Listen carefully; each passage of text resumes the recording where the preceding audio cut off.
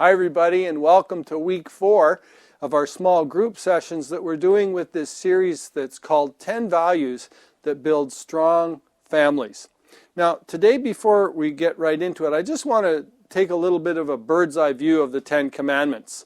You know, often when I talk to people, I say, do you know what the 10 Commandments are? And most people, they've heard of the 10 Commandments, but they really don't know what they all are. In fact, most of the time, people think, well, the 10 Commandments, those have to do with how we treat each other. You know, you don't steal, you don't murder, you don't steal your neighbor's donkey or whatever.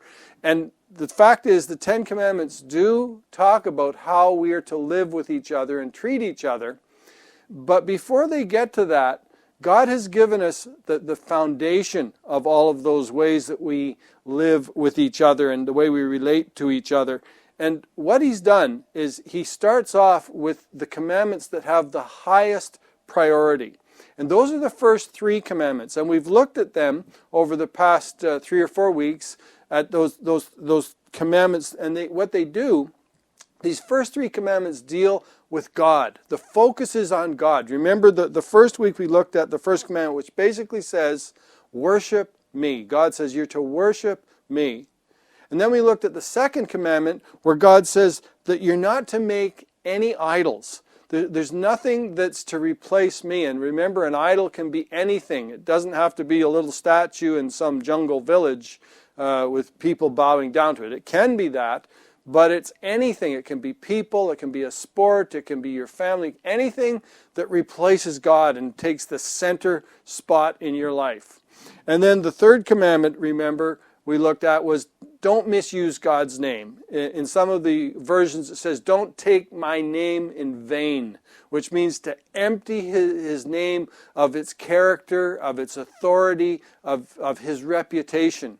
And it just basically drags God through the mud and who he is. And so these first 3 commandments, they form the foundation for everything else that comes in the 10 Commandments. And by the way, these commandments, these first 3, they're foundational for you as an individual, and they're foundational for you as a member of a family. And I would go so far as to say that, and I believe this, they're foundational for a society.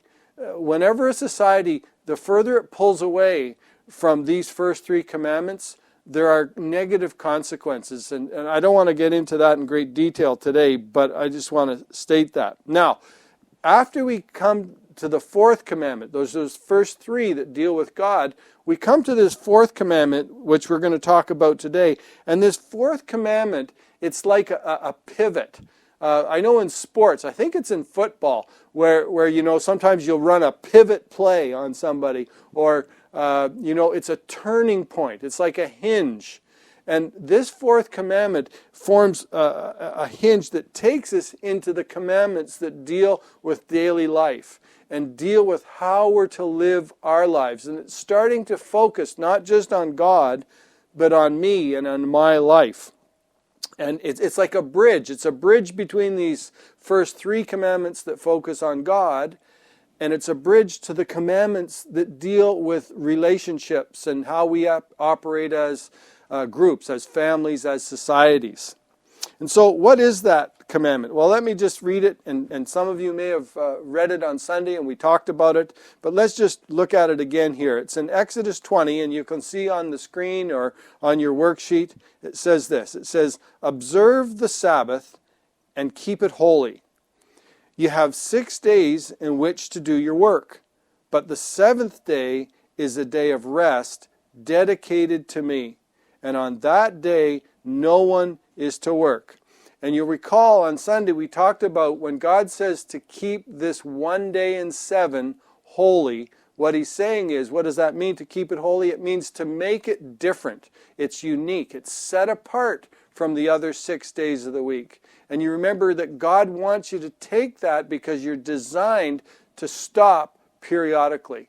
You cannot go constantly with no break. And our society and our life pulls us that way. We all know that.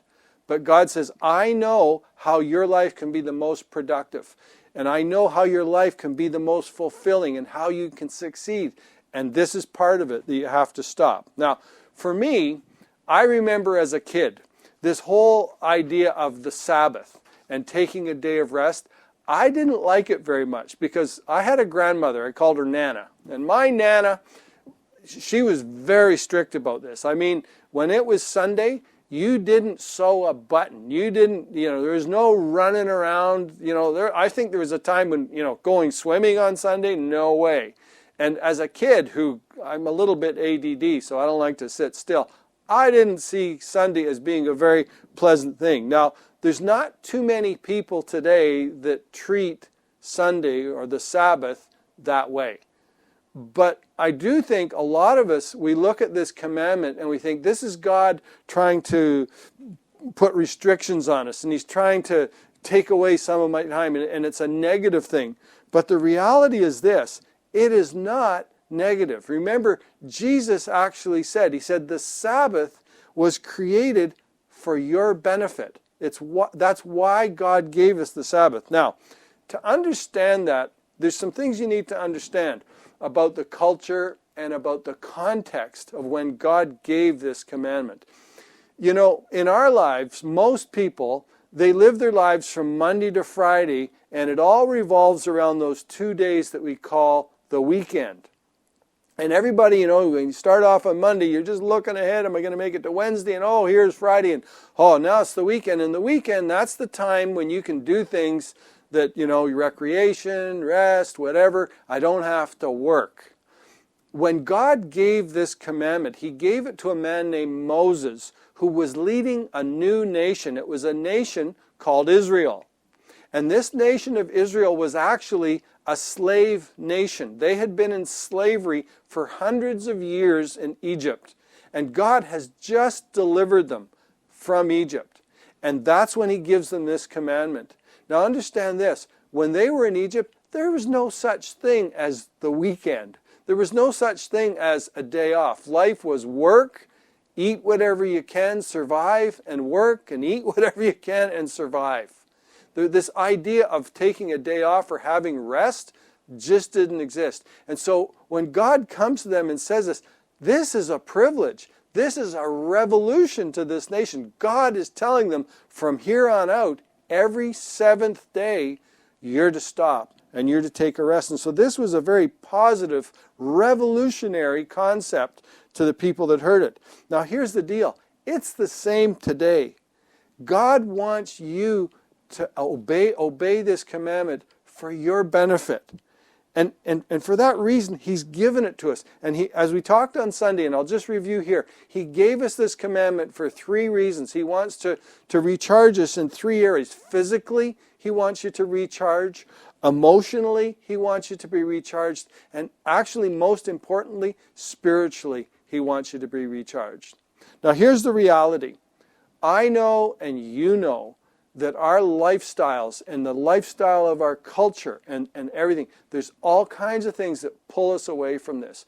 For that reason, I want you to take your study sheets right now, your question sheets, go through these questions and talk about this together.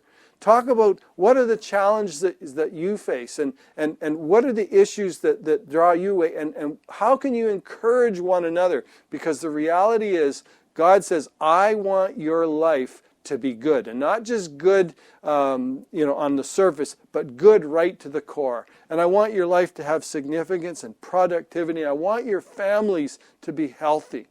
So I just encourage you and have a great time as you talk about this, and we'll see you next week.